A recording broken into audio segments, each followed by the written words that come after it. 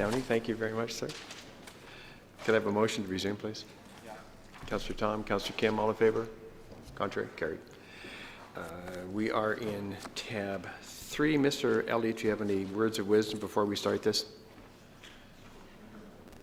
You have your sheet. No words of wisdom other than, again, this is the fruit of the labor of that asset management plan and the 10-year capital. These are the projects that our asset managers are bringing forward as necessary, as timely, and as required to maintain the service level that we're used to in our facilities and in our parks, open space, roads, the whole deal. So we have one additional item that we have circulated today. We can speak to it at the end, is the council chambers AV systems upgrade. As you know, that project is ongoing, and we've got a tender about to be awarded, and so Taisha will speak to that when we get to that. And Mr. Elliott, could you put your sheet back up on the overhead for us? Linda, could you do that for us, please? Our voting choices? Yes. Thank you. I would suggest as we go through these that we first off select the ones that we want to talk about, and then the ones that we choose not to talk about would be approve as is. The project will proceed to tender, and then for each of the ones that we choose to pull, we choose to approve it as is, or we can give it a conditional budget approval pending a further detailed report to council prior to bid solicitation, or we can defer the project to a future year or other direction. Okay. That just simplifies the record keeping and simplifies the conversation. Okay, so is everybody comfortable with that? We've done that for the last couple of years. It seems to work pretty well. So then I will start. I'll arbitrarily start with Councillor Perry. Is there anything specific out of the, and we are in tab 11, anything specific that you would like to pull for discussion? Certainly. 11.8, 11.14. Just a sec, please. I'm on. Do you want the project IDs or the page Nope, numbers? 11.8. The item number is fine, please. 11.8, 11.14. 11.20, 11.26. Hold on. 2026. 37, 44, Yep. 64, Yep. and then there were the two parks. I didn't mark them here.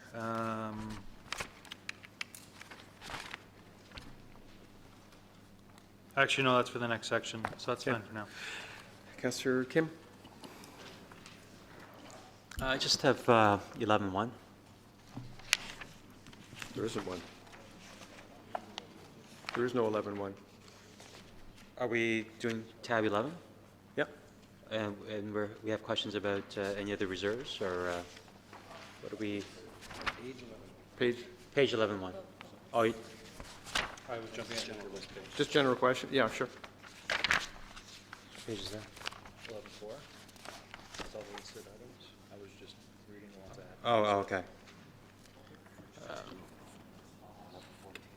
Councillor Tom. Thanks. 11:30. Yep. 11:33. And more just for informational questions, I guess I could just ask Mr. Elliott later, or Mr. Simonoskas. Do it now. Do it now? 11:52 and 11:54. And that's it, thanks. Thank you, Councillor Abel. Oh, sorry, my apologies. I wanted to also pull, it's not on, well, I guess it's on the revised, the capital project 74014, the facility advertising and sponsorship. It's on the additional item. Different tab. That's different tab? Okay, I'll wait for that tab. Councillor Abel. 11.81. 81.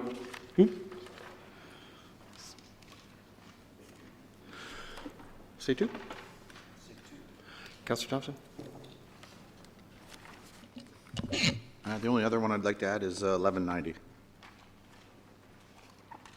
90? Okay. Councillor Gartner?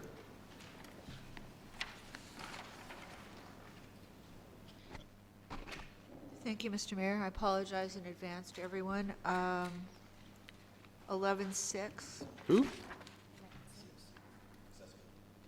Yep. 11-9, 13, 19, and 21. 11-27 and 28. 30, 31, 32, 33. 30's been pulled, 31, 32, 30, and That's 33's been true, pulled. 33. 35. Under Fleet, 39. 44. Done. And actually, all the way down, 44 to 51. Sorry? Actually, all the rest of Fleet after 44.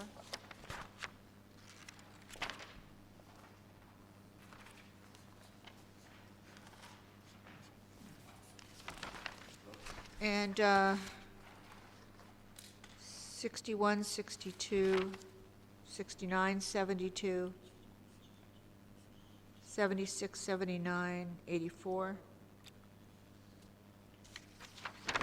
You do realize there's a ball game on today? What time does it start, Mr. Mayor? I heard three. I thought it was one.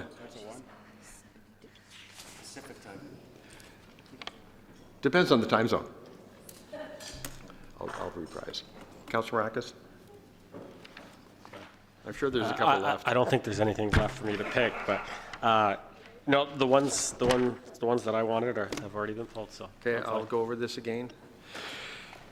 11, 6, 8, 9, 13, 14, 19, 20, 21, 26, 27, 28, 30, 31, 32, 33, 35, 37, 39, 44, 45, 46, 47, 48, 49, 50, 51, 52, 61, 62, 64, 69, 72, 76, 79, 81, and final 90. More? 84. Councillor Gartner? Mr. Mayor, and under the roads, all of the roads, 52 to 59. I'm sorry? All of the rows? Thank you.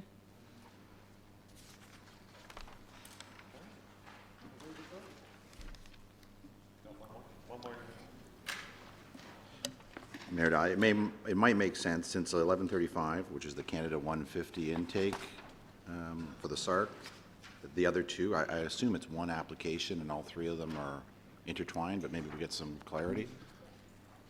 It just might make sense to just have the three together, since we're dealing with a 150 application. So, Mr. Elliott? If they're can you- separate applications, then that's fine, but just, Mr. Elliott, 34, 35, 36, are they separate applications or one? If I'm not mistaken, the library is separate from the SARC and the ACC, but I believe the SARC ACC are combined. I'm getting a nod from the side, so yes. Oh, they're all separate applications. They are. Okay.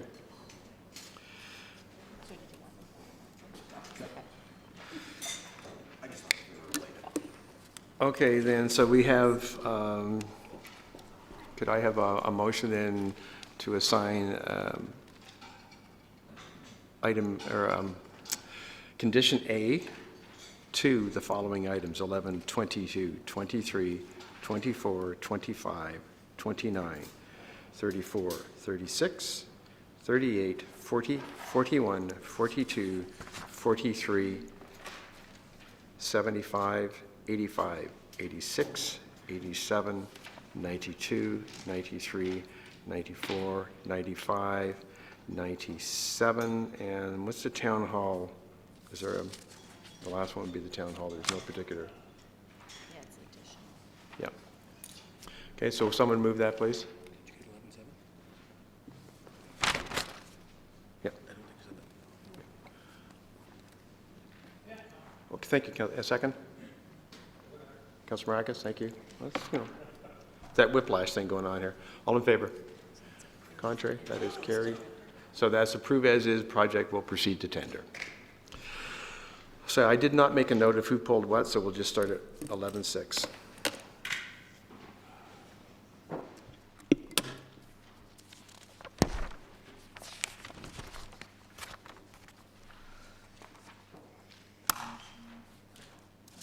Councilor Gartner? Thank you, Mr. Mayor. My concern about this is that the Accessibility Advisory Committee gets a certain amount of money every year, and yet it's used for some infrastructure things, and I know further along we have, certainly with respect to park lighting.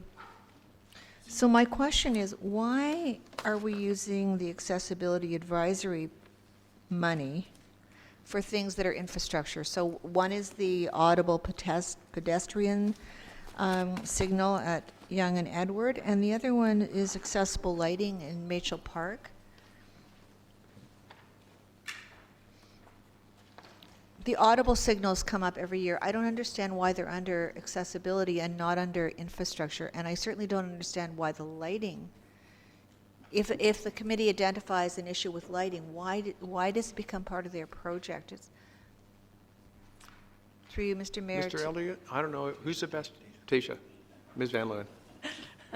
Through you, Mr. Mayor, these two items are identified in the accessibility plan. The audible pedestrian signaling is for people that have visual impairment, and so there's an audible signal. You might, I wrote it down as twerp, twerp, tweet, tweet.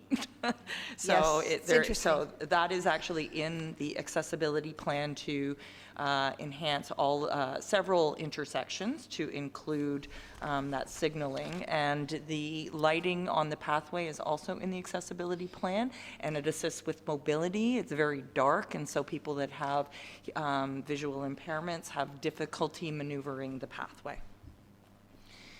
Thank you. And I sat on the committee, and I understand that, but I still have a problem. We do have lighting improvements for other park areas. I don't understand why it's particularly an accessibility item when it's more a town item. So I'll just leave that as a comment. Thank you. Any other comments on this? Motion, please. Councilor Perry? And A. Second. Councilor Maracus, all in favor? Contrary? That is carried. Thank you. 11:08, wireless upgrades and enhancements. Sorry, again, I didn't record who pulled those. Councilor Perry? Thank you, Mr. Mayor. I'd like to move B on this matter. I think it's, well, I'll let somebody second that for now, or I'll speak to it. What's your Yeah, preference? I tend to, let's have the conversation first. Sounds great, Mr. Mayor. I'm thinking B on this matter just because I think there's an opportunity to partner and to build in some sponsorships so that if somebody logs into one of our systems, maybe there's an ad that shows up saying, you know, sponsored by Bell, sponsored by Rogers, sponsored by some company, and I think a lot of those costs could be covered if we go out to have this infrastructure put into place. Costs could be funded in another manner, so it's not a capital budget item. But with that said, I think it's important that we move forward on this. I don't want to defer it. I just think that there's a really good opportunity for sponsorship. So for that reason, I would move a B. Tasha? Through you, Mr. Mayor, if I could just provide a comment. So currently, we have a third-party service provider, Spider, and this will bring our wireless in-house and results in an operating savings annually of about $13,000, and we have reflected that reduction in our operating, but I've heard what you've said. So we have, for my benefit, Ms. Van Leeuwen, we have two Wi-Fi systems in town. We have the corporate one and then the public one. Is this the corporate one? This, I believe it entails both. Okay, Yeah. thank you. Councilor Humphries? Thank you, Mr. Mayor. Is it going to resolve our problems? Because on my iPhone, I can't get wireless here on my iPhone, and but I can on my Android, so just wondering. Through you, Mr. Mayor, we certainly hope that this will improve, yes, improve It might be signal. cheaper to get Councillor Humphreys an Android phone. Councillor Thompson? With regards to Apple, just go see Rafi, he'll fix you up and stuff. But with regards to the upgrades, you know, through you to Ms. Van Leeuwen, do you see this as a, if you get budget approval, a Q1 project, Q4? I don't necessarily want to delay this project for a further detailed report if, you know, in terms of the thought process was to move forward with it right away. So I just want to get some timelines. Ms. Van Leeuwen? Through you, Mr. Mayor, in speaking with the IT manager, sooner rather than later was our hope, yes. So I would suggest that the work would commence Q1. Thank you, and I certainly appreciate Councillor Perry's comments, and I hope staff would certainly take it upon themselves to explore any opportunity to reduce the costs, but for myself, I'd like to see us move forward with it right away. Any other speakers? Councillor Abel? Yeah, I think it's important that our communications are identified, and if there's any problems, to bring them up as quickly as possible. I would consider it a priority, so I'll move forward on A. Thank you. Any other speakers, please? Councillor Gardner? Thank you, Mr. Mayor. Well, speaking to Councillor Perry's comments, on maybe to any staff member, what are the chances of us being able to do that? I mean, could we save some money on this? Yeah, I'm gonna ask the CAO because Thank you. there's some security issues with respect to that, I think. Through you, Mr. Mayor, I would suggest that we could look at that for the public portion of the wireless network. For the internal portion, it would just introduce another overhead and another, you know, connection point, so I wouldn't recommend doing it for the internal network. But we might be able to arrange basically that when you log on to the public network, it brings you to a page first, and so that might have some advertising value. We could certainly look into that. I would think that it wouldn't change the hardware that's contemplated here either way, so there wouldn't be any change to the hardware. It would more be the interface to the public network. Thank you. Any other comments or questions on this? Councillor Perry? So then can we go with an option D, which is a sort of a mix of A and B, which is to proceed now for report back on any sponsorship opportunities out of this? Through you, Mr. Mayor, I would suggest then that you approve it as an A from a capital perspective, but we'll take direction to come back and report on any sponsorship opportunities. Sounds great, thank you. Will you move that then, Councillor Perry? Councillor Thompson, seconding. All in favor then? A. Contrary? Carried, Madam Clerk.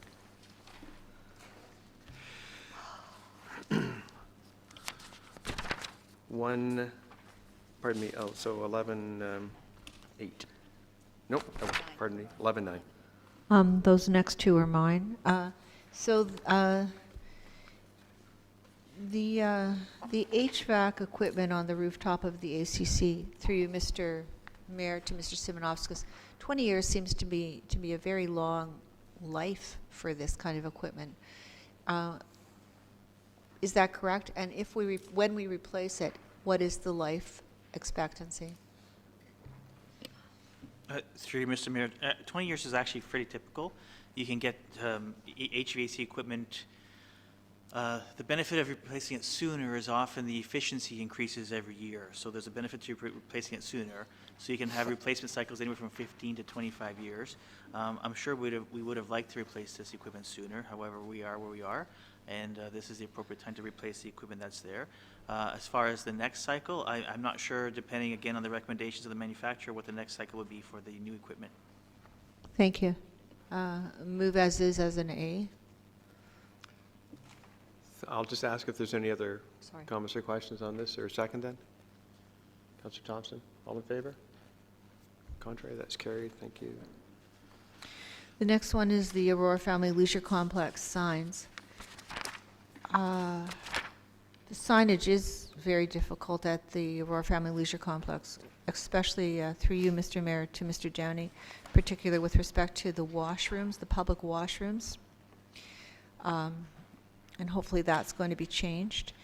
But it does say that to bring it in, well, I guess as it is with the other facilities, the signage?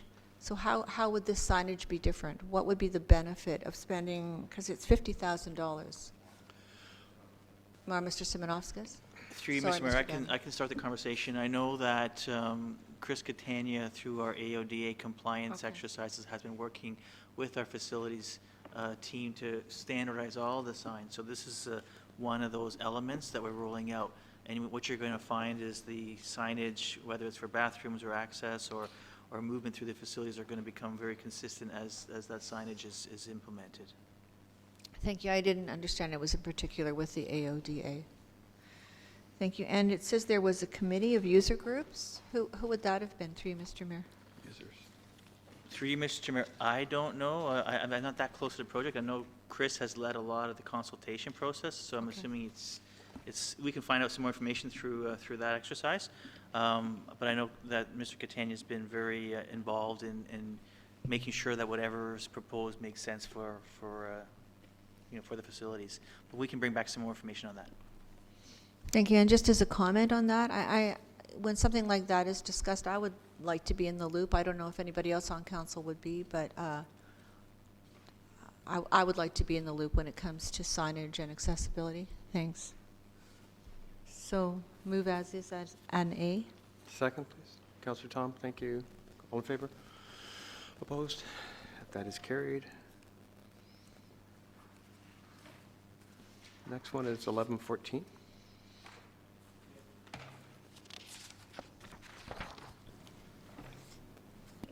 Thank you, Mr. Mayor. Just wondering if there was any thought about what the ROI would be of making this investment. Are we anticipating additional rental rates? Are we anticipating the ability to raise the prices on the facility? Just wondering what the return on investment is going to be for this renovation. Through you, Mr. Mayor, I can start, and if Mr. Downey wants to add something that I might not have been aware of, that'd be helpful.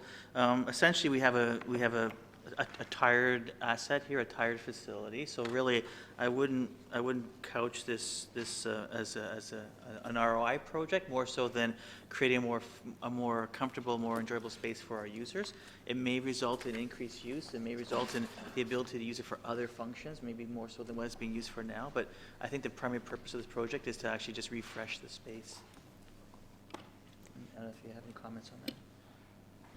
Through Mr. Mayor, we typically don't raise the rental fees after renovation, but that certainly is something we can consider if council wishes us to.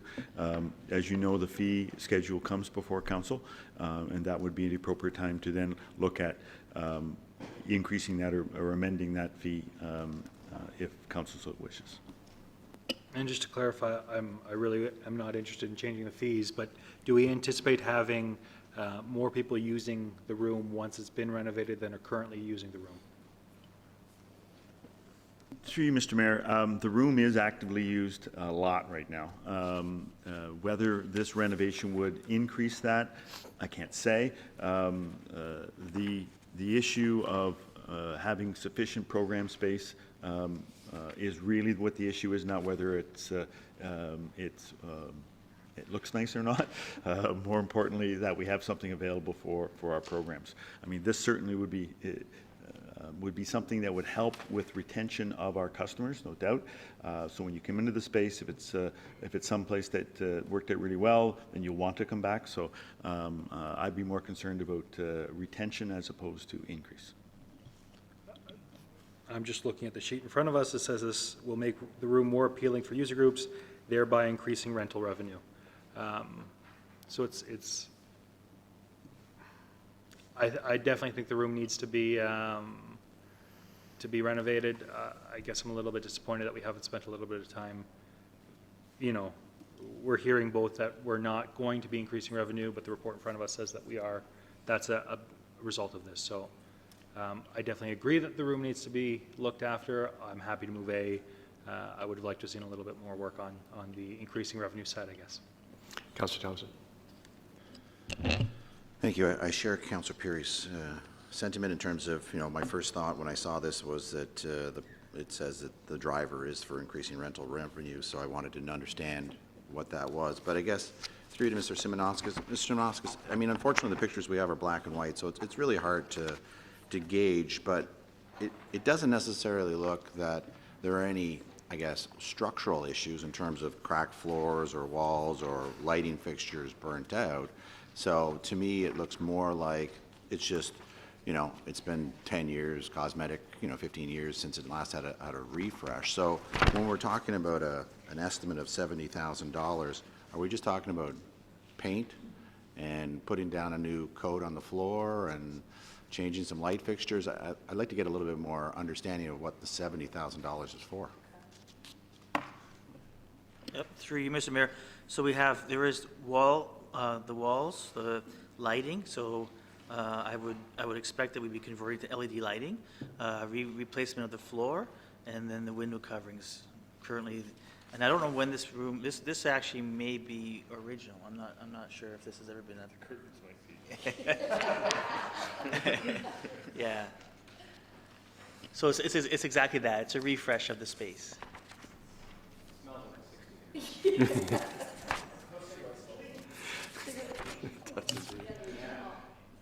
And is this something that we would also go out to tenders so that we could try and be competitive in terms of the pricing, or because it's different components, it might be just done in-house, single sourced? Certainly, through you, Mr. Mayor, depending on the elements. We do have contractors that we retain for maintenance, so there's contractors that are available to do certain elements of the project, and there may be some specialty pieces in this. If it's, you know, if it's flooring, we may hire a contractor who just does flooring, for example. So it could be, definitely, it will be a combination because it's too small to actually bundle and design and send out as a separate tender. Councillor Gartner, Councillor Abel? Following on Councillor Thompson's comments, the pictures do not show what really bad shape this is in. And when Hotspot finished using this in 2009, I thought those curtains were going to fall off. So I'm okay with the floor and the curtains. The lighting isn't so bad. And paint. You'd have to convince me that we need to fix the lighting and repaint it. I can't tell that about the paint from the picture. For you, Mr. Mayor, to Mr. Simonoskis. Through you, Mr. Mayor, I can only suggest for the lighting, we are moving to more energy efficient fixtures wherever we can. So that is part of our environmental action plan, and does fit very nicely with the provincial climate change reductions or climate change impact strategy. So that's really where that's being driven from. I don't have to paint the walls, but I would suggest if we're going to do a refresh, that it's a complete refresh. Just like if I was remodeling my house, I'd want to, you know, refresh the whole space, and maybe we can bring it to a smell that's a little more like 2016 from 1960. But I would support doing the entire work. Thank you. I'd also like to know if it's fully rented out. And the other thing is, if it's not fully rented out, I can assure you it will be fully rented out if you put that mirrored ball that used to be in the middle of the room. It's one of those balls that with mirrors and the light. Disco ball. Thank you, the disco ball. I think that's they took that out in 1980. No. They took it out in 2000. We used to have it before that. Councillor Abel, Councillor Maracus. Mr. Mayor, I watch home improvement shows on the Women's Network, and I've seen them do amazing work for 70 grand. So I expect something to be amazing. I only say this because when we were estimating what it would cost to put a coat of paint on the ACC radio room, the quote was $10,000, which... in fairness, Councillor, it was more than paint. Well, I think that's what we started. I'm just reading what it says here, the walls and the lighting. So I hope we see something amazing for 70 grand, or it should be what I would call competitive and you know, I mean, there's a lot of people that can do a lot of good work painting and floors for half that price, I'm sure. So I don't know what it is, it just seems like everything, it's very high when it comes to municipal projects. They just always amaze me how much they are. Councilor Maracus. Thank you, Mr. Chair. I'm just going to continue a little bit on what Councillor Abel mentioned. I mean, I'm usually astonished at the amount that these projects are estimate at. You know, I am in the business. I do renovations. And I've worked in the construction industry and in the private sector. I mean, geez, if we were getting $70,000 to do a refresh of a room, I mean. I could hire 30 people, put them in there, get it done in a couple of days, and I would still I'd still make a hefty profit. So, I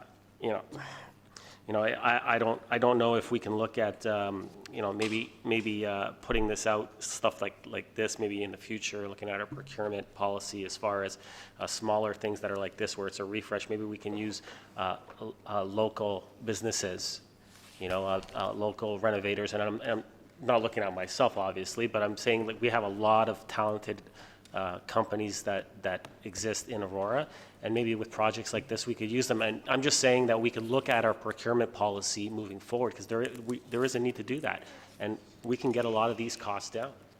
And so I think it'd be something to look at. Is there a motion, please, then? Councilor Humphries? To Mr. Mayor, maybe, to Councillor Marag's point, well, let's move forward. I think we need to move forward with this room. It needs to be done. I think the last time it was renovated was in 2000, and it needs some work. But, hopefully it'll come in a lot less. But just in that thought process, if there's any way through the procurement process that there's anything we could do from a local small business person, I don't know if there's anything that we can do that way, and they can come in, say competitive bid, and we may be really surprised. I'm not sure if that's appropriate for the municipal processes or the procurement process in government, but You can't show favoritism. you can't show favoritism. Okay, that's probably the biggest problem, right? So anyway, I think this needs to move forward, and hopefully it'll come in a lot less. I think my only comment is that every time I've watched Love It or List It, the Love It part always comes back at more than the original quote because they found something. Could I have a motion? Can I have a motion for this? Are we looking for A, Councillor? Is there a second? Then Councillor Maracus, Councillor Gardner, Councillor Puri. All in favor? Contrary, that's carried. Thank you. The lovely lady comes on, right? Thank you, Mr. Mayor. Again, $40,000 seems like a lot of money for recycling containers, because we're probably buying them close to cost, or certainly at a discount. And through you, Mr. Mayor, to Mr. Simonovskis, it's not a criticism, but I was a little surprised by how many of these small things were not included in the 10-year capital plan. So maybe we could have an answer as to, there must be at least 10. Through you, Mr. Mayor? Through you, Mr. Mayor, I don't have an answer. I mean, other than things are coming up, I guess the best response I can give you is when staff are looking at opportunities to improve our facilities, we could always defer them to a year or two out. When we were doing our 10-year capital plan this year, and we're specifically looking at 2017, we went through all the project with staff and went through the requirements and why they were being asked and why they hadn't been considered earlier. And typically what ends up happening is these are projects that emerge through the year, and the request is we'd like to proceed with them because there's some benefit to them. And there are projects that have been added to the 10-year capital plan that were not in there before that are out in the out years. So it's a balance. It's a balancing act, and there's always inevitably some that weren't identified and are being requested as part of that process. Thank you, Mr. Mayor. To me, there seems to be more than usual, and I would like this to be an A, because I think we need to do this environmentally, but I would also like you to recheck that $40,000 figure. Councillor Abel. Through you, Mr. Mayor, how much does one of those containers cost? They can be anywhere from $500 to $700. They're not inexpensive. When we did containers on Yonge Street in 2008, 2009, and there were maybe a dozen containers, and that was $10,000. So they're not inexpensive. Councillor? Is there more than one manufacturer? I mean, someone got a monopoly on these? Well, there's many manufacturers, there's many styles. They're commercial products. It's just like buying a commercial piece of furniture versus something from IKEA. Just to give us an idea, the normal we've been using for decades, how much would a commercial garbage receptor cost? We have been using single garbage containers, I would call them commercial grade, as you have. How much were they? Oh, a single container, like a waste container, $30, $50, $100, depending on the grade. But when you get into multi-stream containers, they just cost more. Incredible. So we're looking at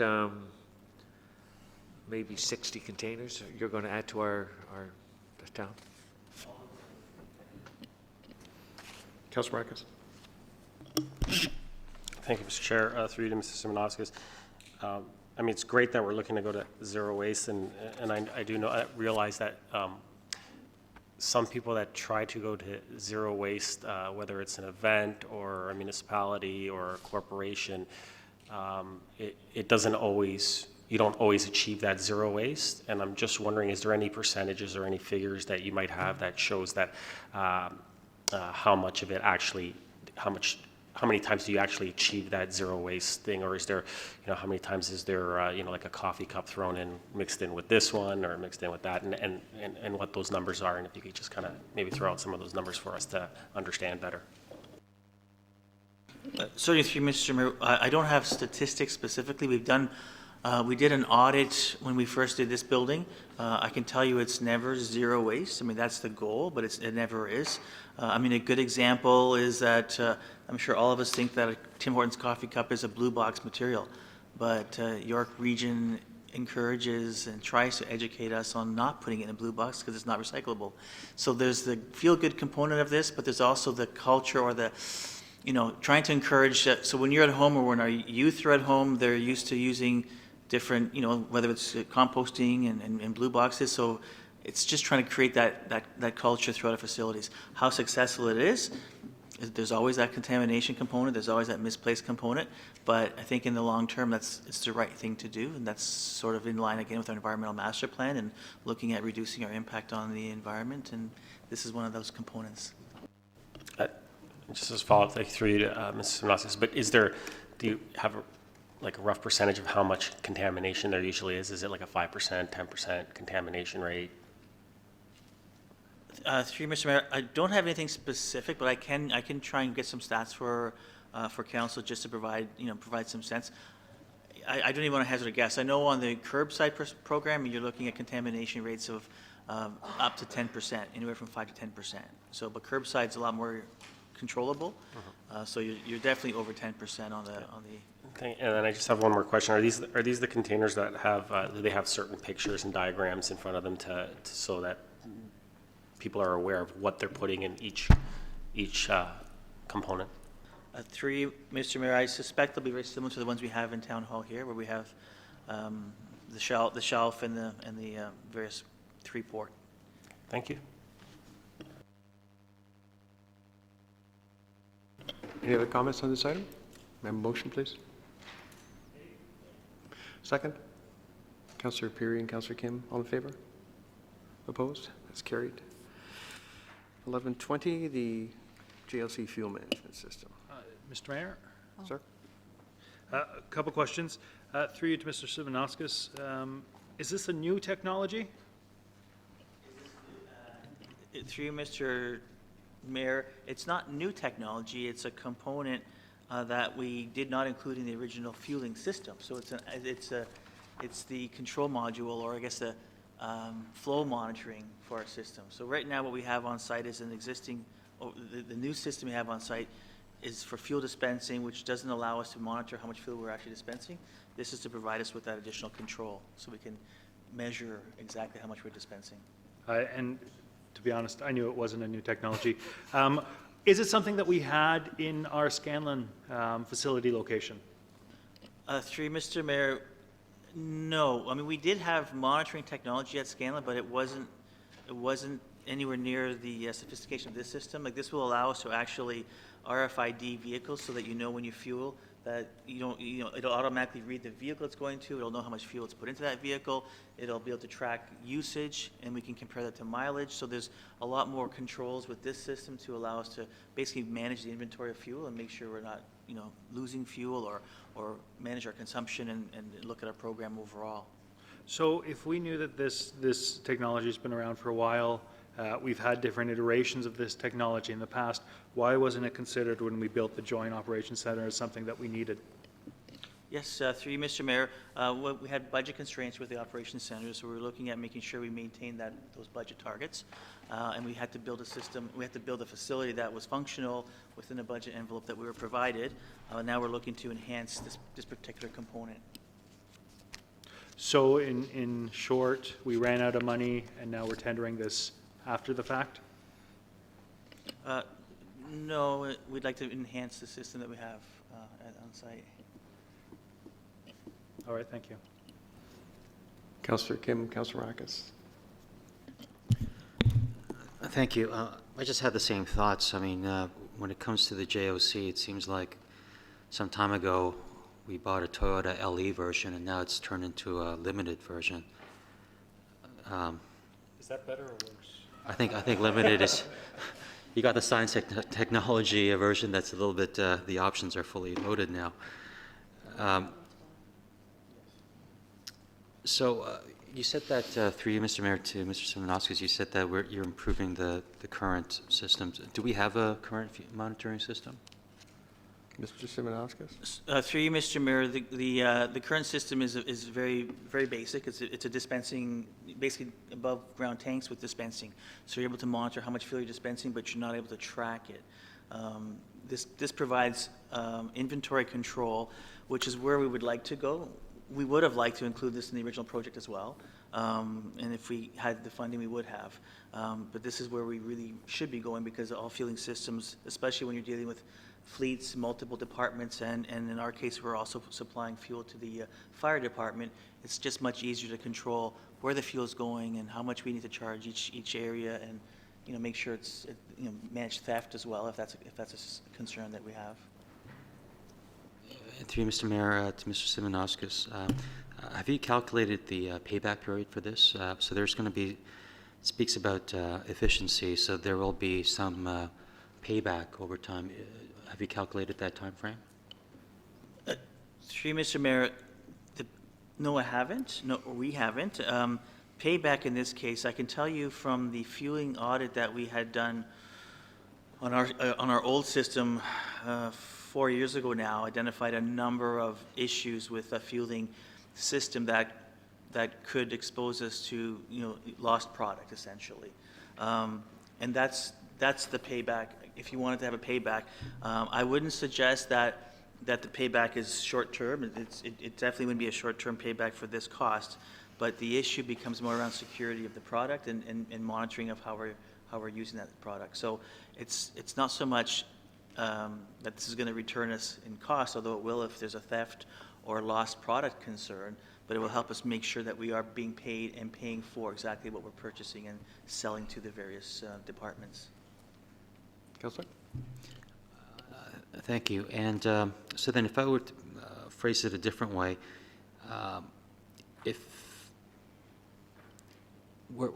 is there any way of knowing utilizing the current system how much inefficiencies we had in the past? Is there any way to calculate that so that at least we can kind of have a rough idea of what we would be saving in the future by installing this new system? Through you, Mr. Mayor, there really isn't. And I don't want to suggest that there's anything untoward happening. The issue becomes if a vehicle goes and fills up and that information is misreported or allocated to a different vehicle, then you lose the ability to track where the fuel is going. So then you may have one vehicle that's all of a sudden showing 25 liters per 100 kilometers, where another one's operating at 1 liter per 100 kilometers. So it takes away your ability to monitor the system. And if theft is a concern, you have no way of knowing if that's occurring without having, the RFID component. What it does is it will not allow the dispenser to dispense fuel unless it's activated by the RFID that's attached to whether it's a a jerry can or a lawnmower or a vehicle. So it just tightens the security to make sure that we're not losing product. It's industry standard. It's something that we should have had in the original program for sure, and it's something that staff are keen to have in place. Councillors Maracus, Humphreys, Abel.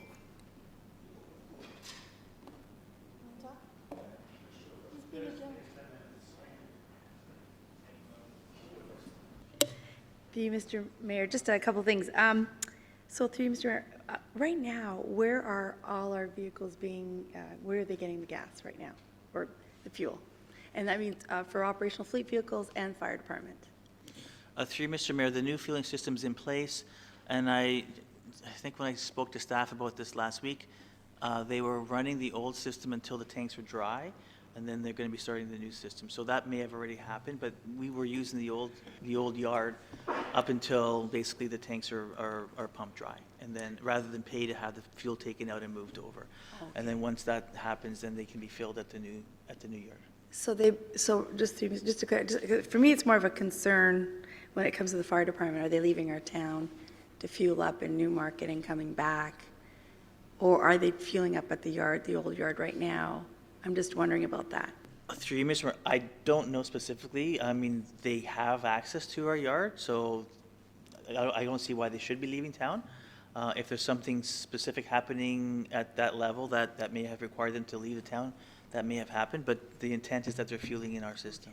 Okay, good. Because for me, like, the sooner we get it done, the better, just from a safety perspective, more than, the issue that we, maybe this was left off, but I think it's important we really push it through, and whatever it takes to get it done sooner than later, I think is important. That's all, really.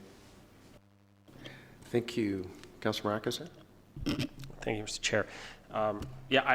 I kind of agree. Like, obviously I want to see it get done, and I think it's important that we get it done, but I share some of the same concerns as far as looking at it from,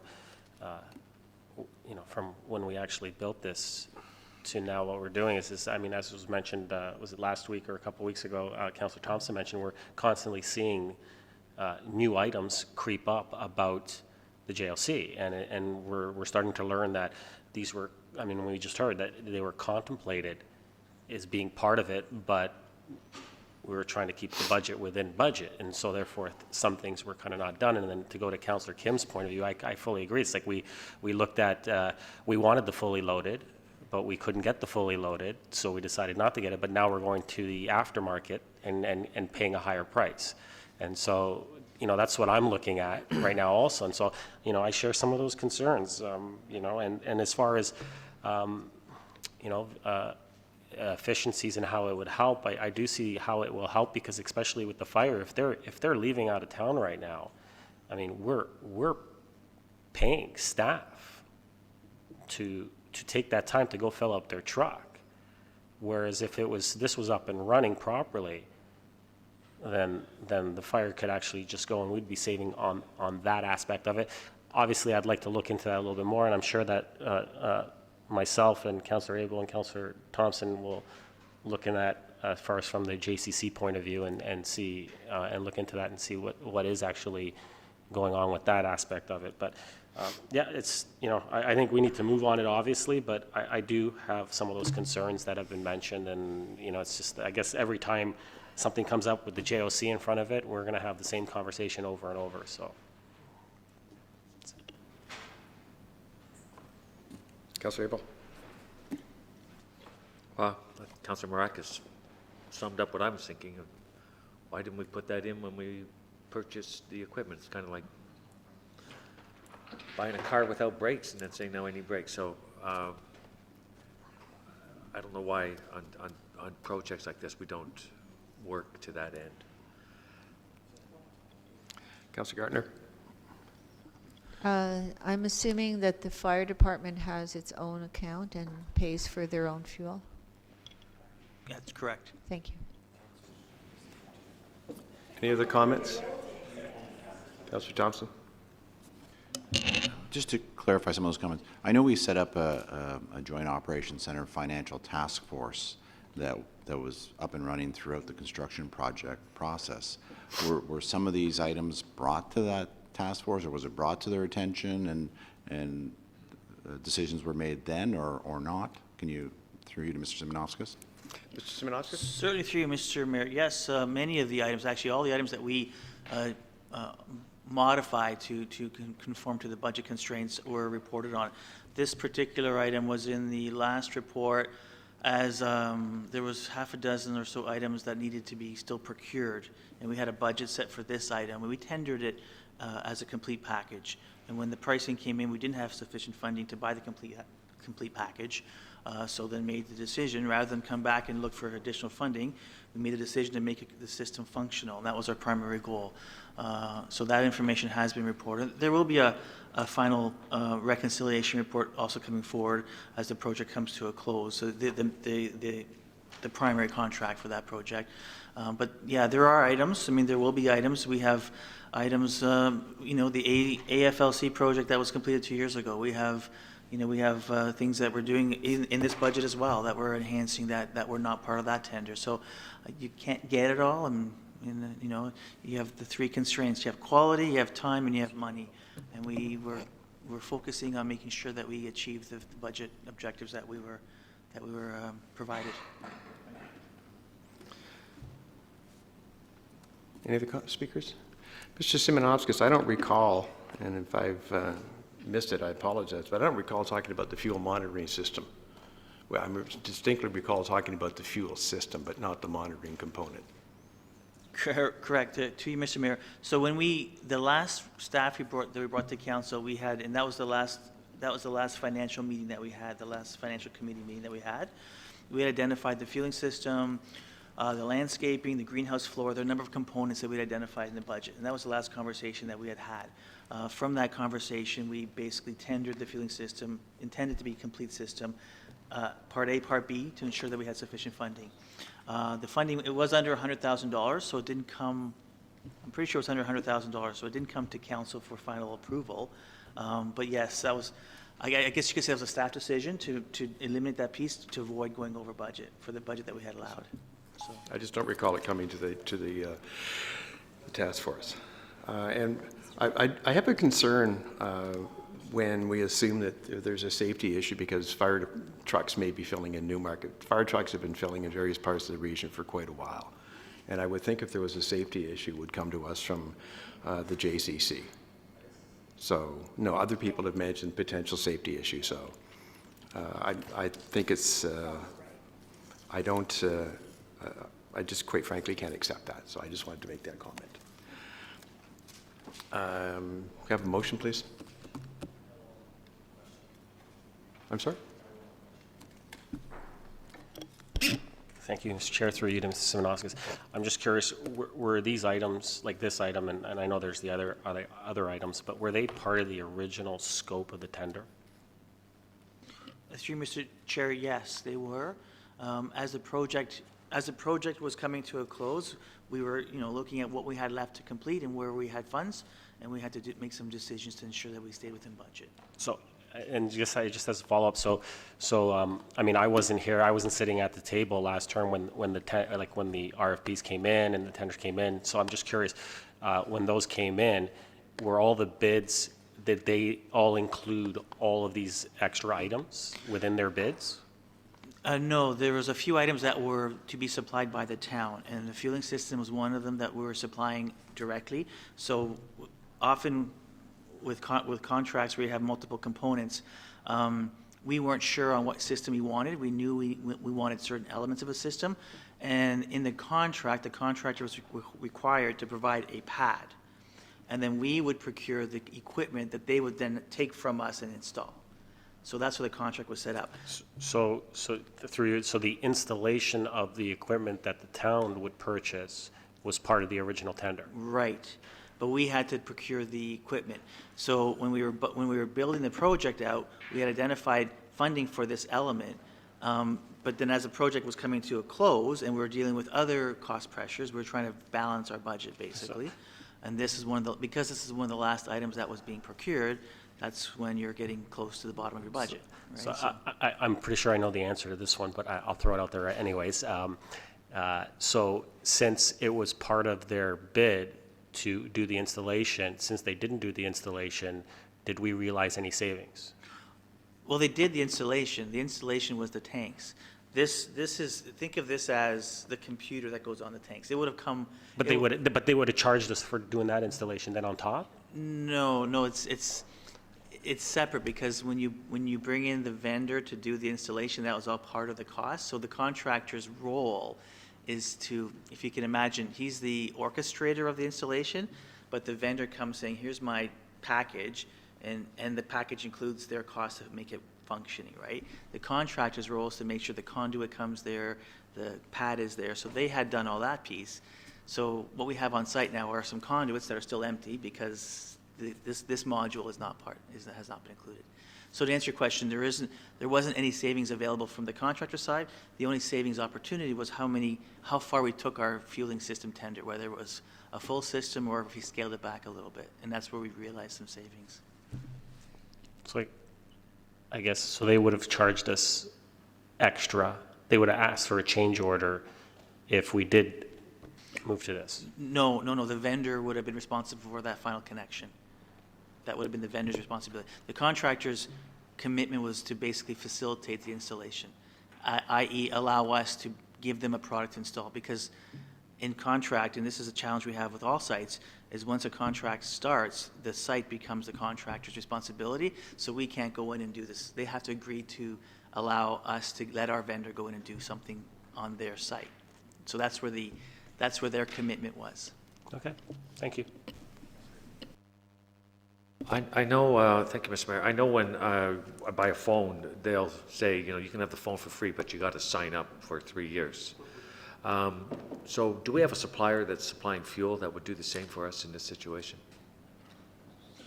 Through you, Mr. Mayor, the contract that we have for fuel supply is done through the regional cooperative buyers group, and that fueling contract doesn't include vendors with equipment.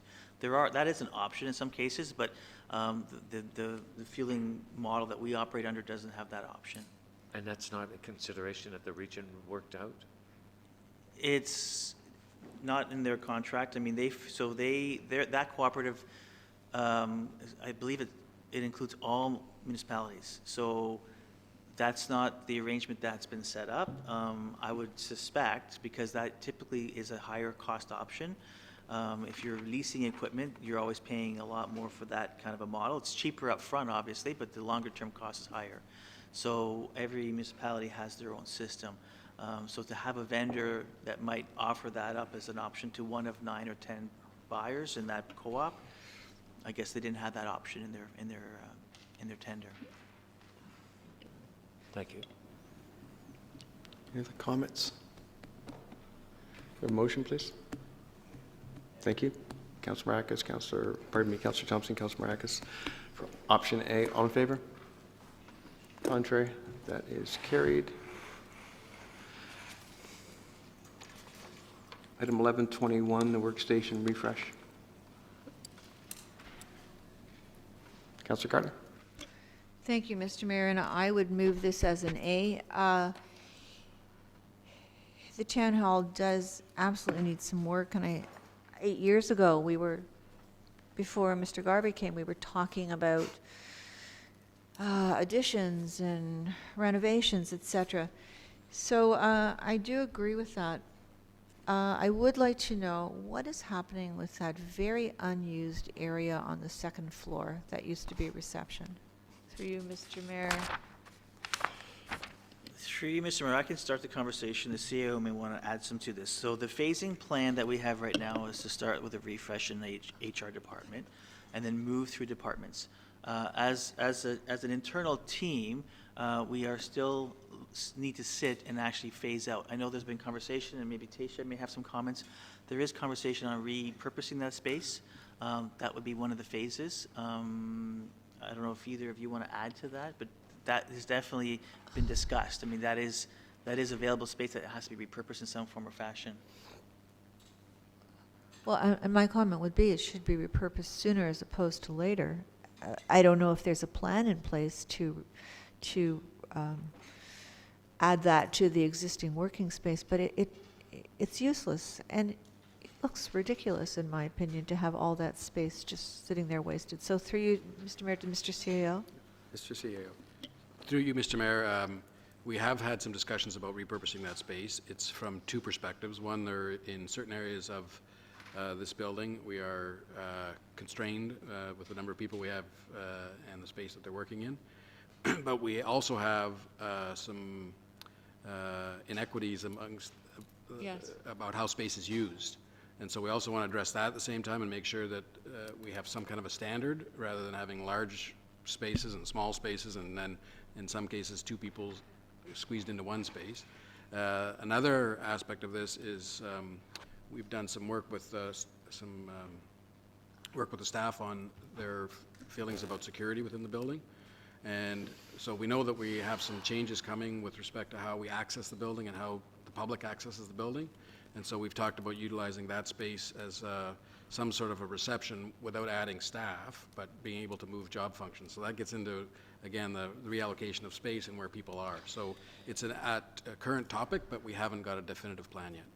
Thank you. And it is a very difficult thing to try and figure out. I empathize with you. We're talking about not having enough space to grow, so through you again to Mr. CAO, are we going to be, do we have people working from home? Are we going to be encouraging that? Through you, Mr. Mayor, another one of our initiatives is to consider alternative work arrangements, but we haven't got anything definitive yet on that either. We've just started to work on that with our new director, our new manager of HR. Thank you. Last question. What is the advantage to having partitions that don't go all the way up? No, we're talking about replacing partitions that are going, I don't know if they're going to the ceiling, but they're certainly high, to lower partitions. I would like to know why. I mean, because that's going to cost money. Why are we doing that? So, you, Mr. Mayor, the use of partitions is always an interesting subject. I mean, some people want the privacy, so they want the higher wall, but it also creates a rather confining workspace and a kind of dreary, if I might say, setup. So we try to lower them and maximize that point between sort of light and an open, airy feeling, at the same time allow individuals to have some privacy for phone calls and to not work with distraction of other noise. Just as long as we're not wasting money, Mr. CAO. I've got Councillor Thompson. Thank you, Mayor Daw. Certainly we've been talking about Town Hall for, I think, since 2010 and appreciate all the work that past staff and current staff have done to bring the project costs more in line, I think, with what the comments were last term. Just two questions. One is, as we're looking at the space plan, are we also going to consider the additional space we put into the JOC and whether or not that will serve as some sort of relief or transition for some departments or staff? Through you to Mr. Rosny. Sir. Through you, Mr. Mayor, certainly that's come up, but we're hesitant to move somebody over there, and we're trying to use that as a last resort or when we have a more thorough plan. There's lots of conversations about, the easy, quick solution would be to fix that space up and move a unit over there and create some space, but first we've been looking internally because that involves changes of function and so on. The other issue with that is that I don't imagine we haven't done an estimate, but I would imagine it would take more than $90,000 to set that floor up for workable space. For sure. I just want to know if it's part of the consideration. I hear that it's not at the top of the list, but it's part of it. My second point is, when we redid the Access Aurora counters, there was also talk about the vestibule and the entranceway, sort of expanding that to improve flow in and out of the building. Is that still on the radar, or maybe Tasha might be better to answer, or Ms. Van Loon might be better to answer or not, but I just want to know if it's still on the radar or not, or where that stands. Through you, Mr. Mayor, I don't believe at this point it is. As mentioned already, internally we need to really sit down and come up with a plan on how we're going to phase the renovations throughout Town Hall. But at this point in time, no, it's not on the table. Councillor Marcus. Thank you, Mr. Chair. Through you to Mr. CAO, I'm just wondering, through all the discussions, was there any discussions about possibly using the Les Nessman strategy and just putting tape on the floor? Might save a lot of money. Just thought I'd throw.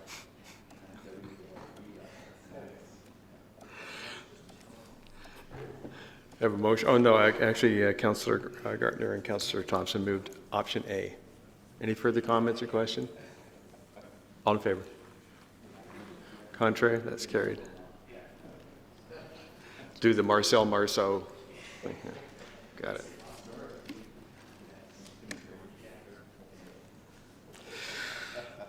$11.26, Victoria Hall accessibility ramp.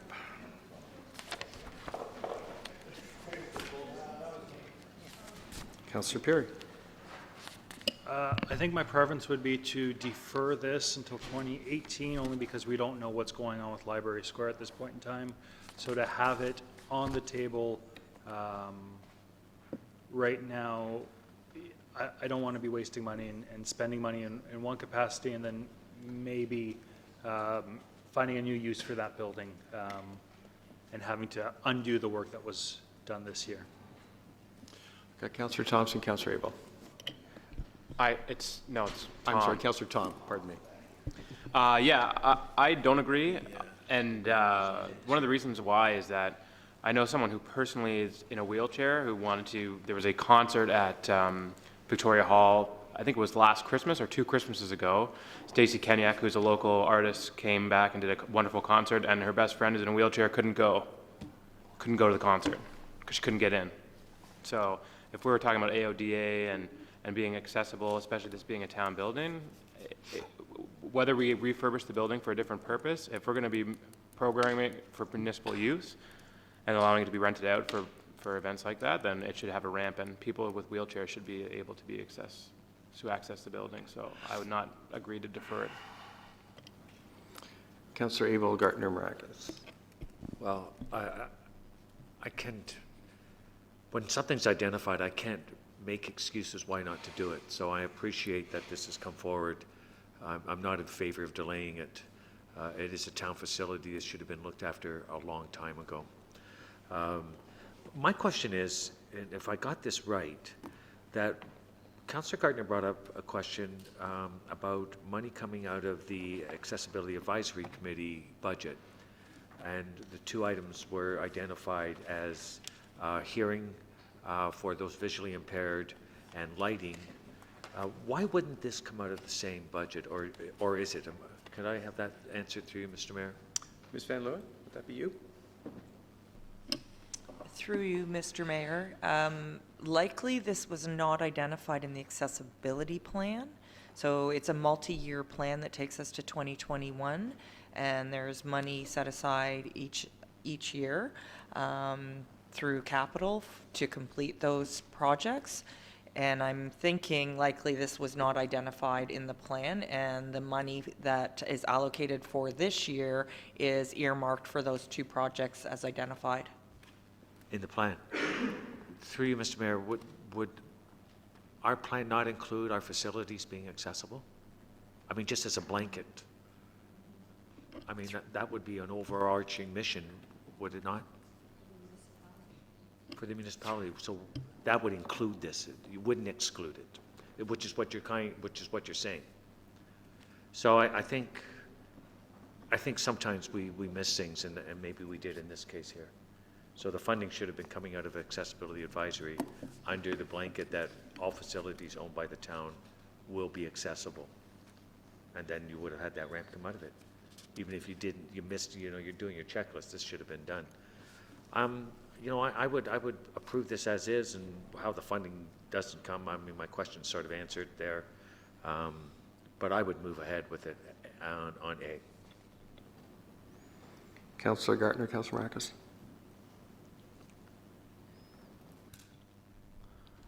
Well, this is a tough one because I agree that all the facilities should be accessible. I'm sorry that it wasn't for that concert. Could this be reused? Could this be repurposed through to Mr. Mayor to Mr. Simonovskis if we? The ramp be repurposed? No, this would be an installation that would be probably concrete or timber. I can't see it being something that you could just relocate because it's going to be designed specifically to access this building. The building that seems to me to be really needing accessibility through Mr. Mayor to Mr. Downey because of use and size would be the multipurpose room upstairs at the ACC.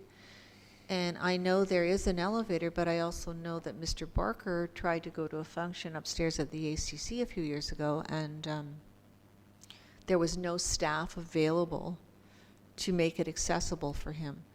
So to me, that's a bigger concern because I think it's more used.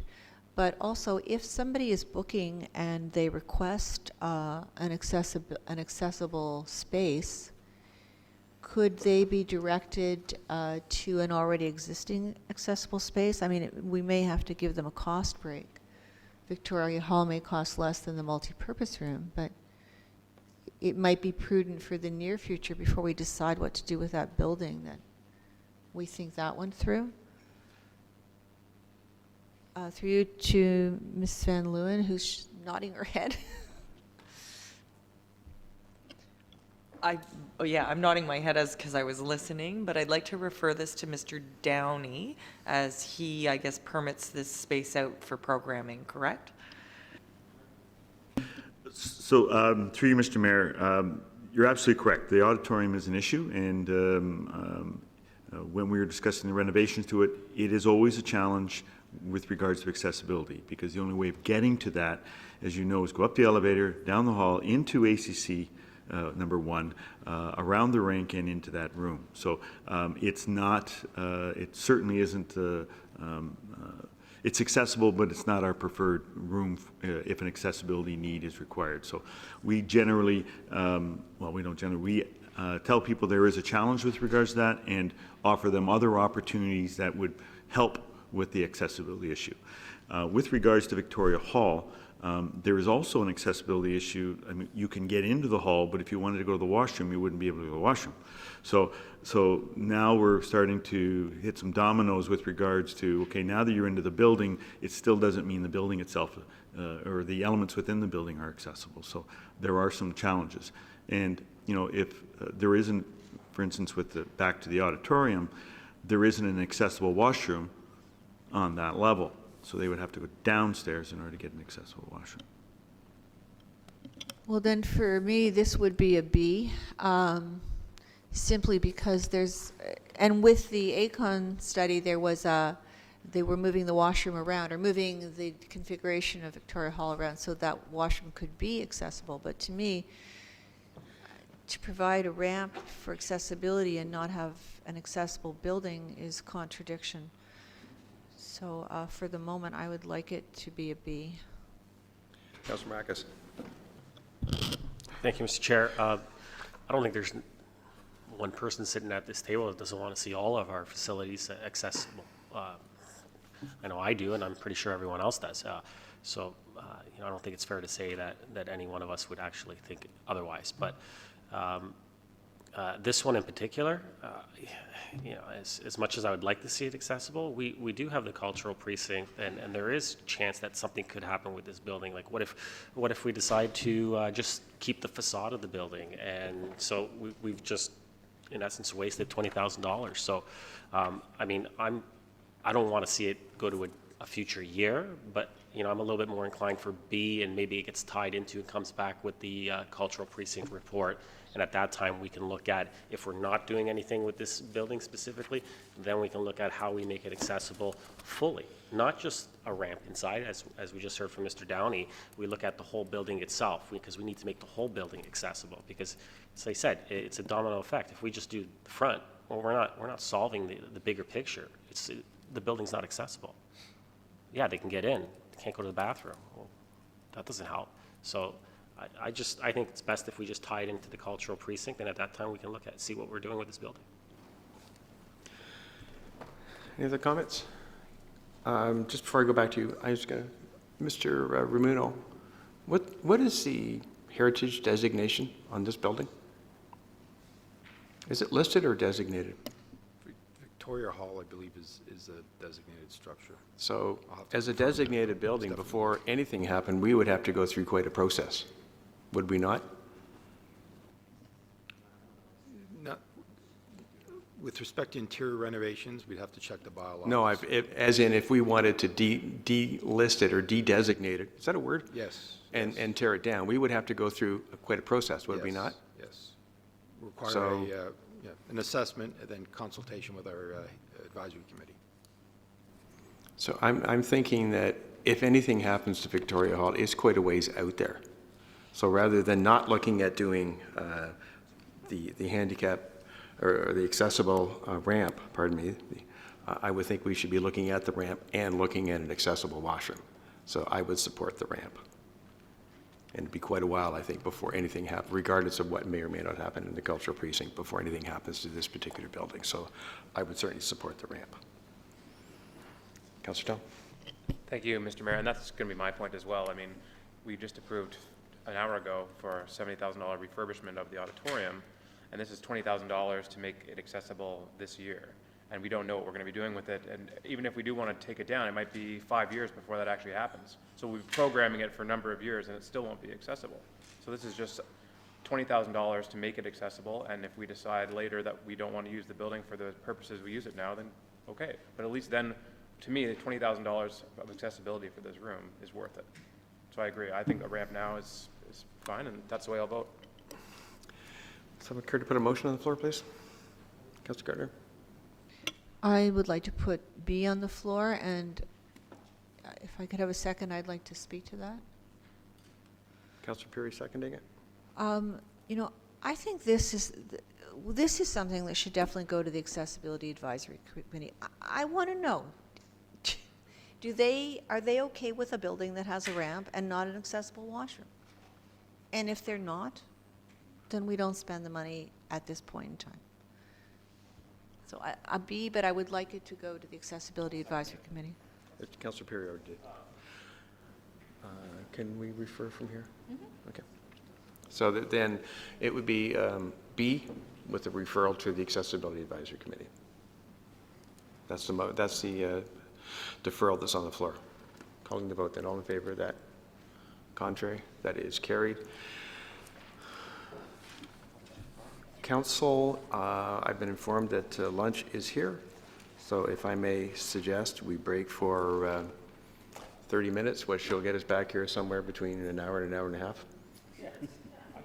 Based on our standard herding cats philosophy. 15 minutes.